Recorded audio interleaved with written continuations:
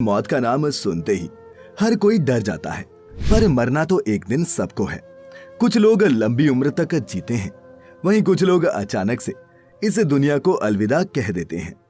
कम उम्र में हुई मृत्यु को लोग तुरंत स्वीकार नहीं कर पाते। ऐसी मृत्यु को अकाल मृत्यु की श्रेणी में डाला जाता है। आज की इस वीडियो में हम इसी बात को समझने का प्रयास करेंगे कि जिनकी मृत्यु अल्पायु में हो जाती है उसका कारण क्या होता है और ऐसे लोग किस योनि में जन्म लेते हैं। तो आइए शुरू करते हैं आज की ये प्रस्तुति।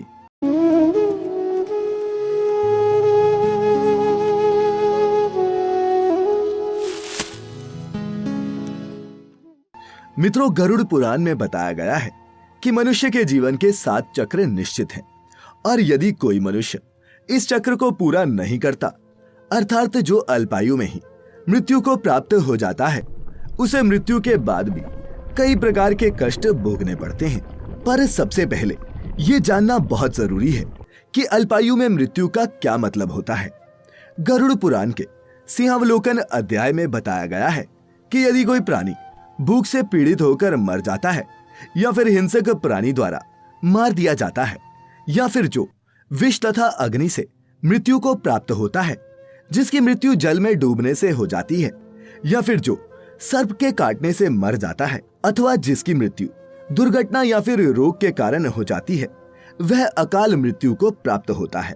कुल मिलाकर ये कहा जा सकता है कि निर्धारित उम्र से पहले अगर कोई व्यक्ति काल के गाल में समा जाता है तो उसकी मृत्यु अकाल मृत्यु मानी जाती है, कारण कुछ भी हो।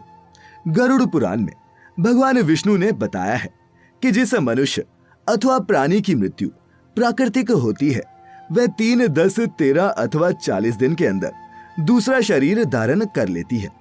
अल्पायु में मृत्यु को प्राप्त करने वाली आत्मा अपनी तमाम इच्छाओं यानी कि भूख, प्यास, संभोग सुख, राग, क्रोध, दोष और लोभ आदि की पूर्ति के लिए अंधकार में तब तक भटकती रहती है जब तक उसका परमात्मा द्वारा निर्धारित जीवन चक्र पूरा नहीं हो जाता। परंतु अब यहाँ ये सवाल उठता है कि किसी भी प्राणी की अल्पायु में मृत्यु होती क्यों है। तो मित्रों, मैं आपको बता दूं कि इसका भी वर्णन हमें गरुड़ पुराण में मिलता है, जिसके अनुसार जब विधाता द्वारा निश्चित की गई मृत्यु प्राणी के पास आती है तो शीघ्र ही उसे लेकर मृत्यु लोक से चली जाती है। प्राचीन काल से ही वेद का ये कथन है कि मनुष्य 100 वर्ष तक जीवित रहता है, किंतु जो मनुष्य निंदित कर्म करता है वह शीघ्र ही विनष्ट हो जाता है। जो वेदों का ज्ञान न होने के कारण वंश परंपरा के सदाचार का पालन नहीं करता, जो आलस्यवश कर्म का परित्याग कर देता है, जो सदैव त्याज्य कर्म को सम्मान देता है, जो जिस किसी के भी घर में भोजन कर लेता है और जो परस्त्री में अनुरक्त रहता है, इसी प्रकार के अन्य महादोषों से मनुष्य की आयु क्षीण हो जाती है। जो अपने कर्मों का परित्याग तथा जितने मुख्य आचरण हैं उनका परित्याग करता है और दूसरों के कर्मों में संलग्न रहता है, वह निश्चित ही कम उम्र में ही मृत्यु को प्राप्त करता है। और जो धर्म विरुद्ध आचरण करता है वह भी अगले जन्म में निश्चित समय से पहले ही यमलोक चला जाता है। मित्रों, ये तो हो गई अल्पायु में हुई मृत्यु और उससे मिलने वाले कष्टों की बात। चलिए अब जानते हैं कि अल्पायु में मृत्यु के बाद कौन सी आत्मा किस योनि में भटकती रहती है। गरुड़ पुराण में बताया गया है कि जो पुरुष अल्पायु में मृत्यु को प्राप्त करता है तो वह भूत, प्रेत, पिशाच, कुष्मांडा, ब्रह्म राक्षस, बेताल या फिर क्षेत्रपाल योनि में भटकता रहता है। जब भी कोई स्त्री अल्पायु में मृत्यु को प्राप्त होती है वह भी इसी तरह योनियों में भटकती रहती है, लेकिन उसे अलग अलग नामों से जाना जाता है।